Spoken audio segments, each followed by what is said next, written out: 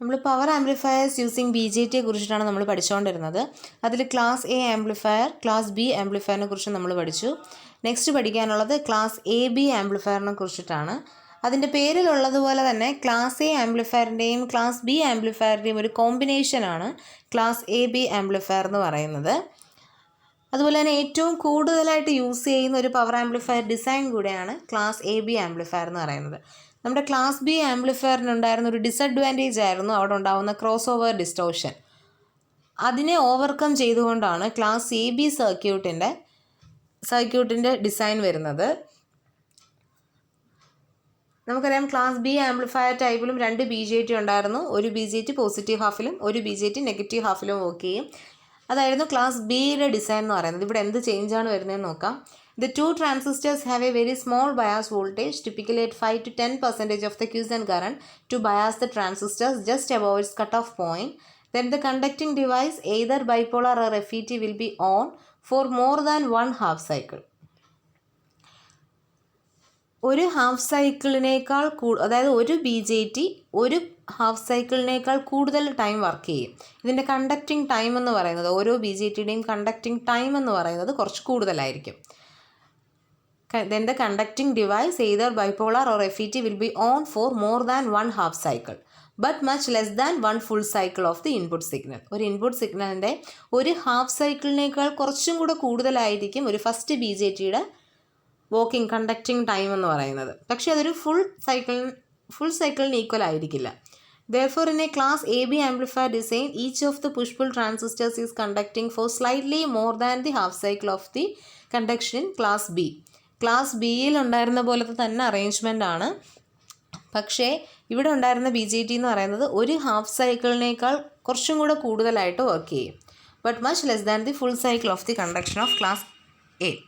In other words, the conduction angle of A class AB amplifier is somewhere between 180 degree and 360 degree, depending upon the chosen bias point as shown.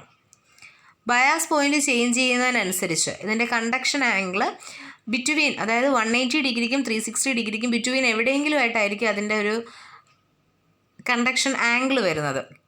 Operating point set ചെയ്യുന്നതിനനുസരിച്ചിട്ടാണ് അത് മാറുന്നത്.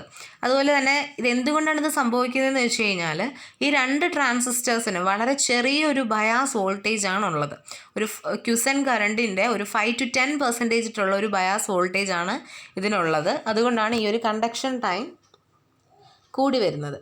The advantage of this small bias voltage provided by series diodes or resistors, നമ്മൾ നോക്കിയായിരുന്നു ഈ ഒരു സർക്യൂട്ടിൽ 2 ഡയോഡ്സും ഉണ്ട് extra, അതുപോലെ തന്നെ 2 റെസിസ്റ്റേഴ്സും ഉണ്ട്.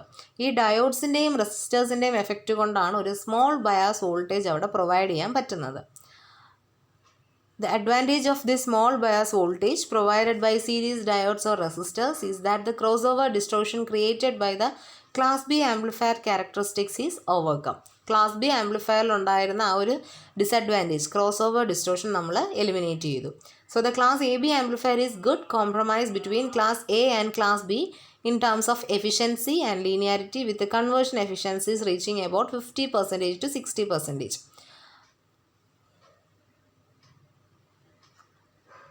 AB ആംപ്ലിഫയർ എന്ന് പറയുന്നത് ഇപ്പോൾ എഫിഷ്യൻസിയുടെ കേസിലായാലും ലീനിയാരിറ്റിയുടെ കേസിലായാലും AB ആംപ്ലിഫയർ എന്ന് പറയുന്നത് ഒരു good സെലക്ഷനാണ്.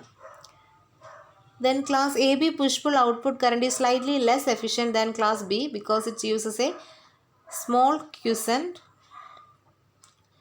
current flowing to bias the transistors just above the cutoff as shown in the figure.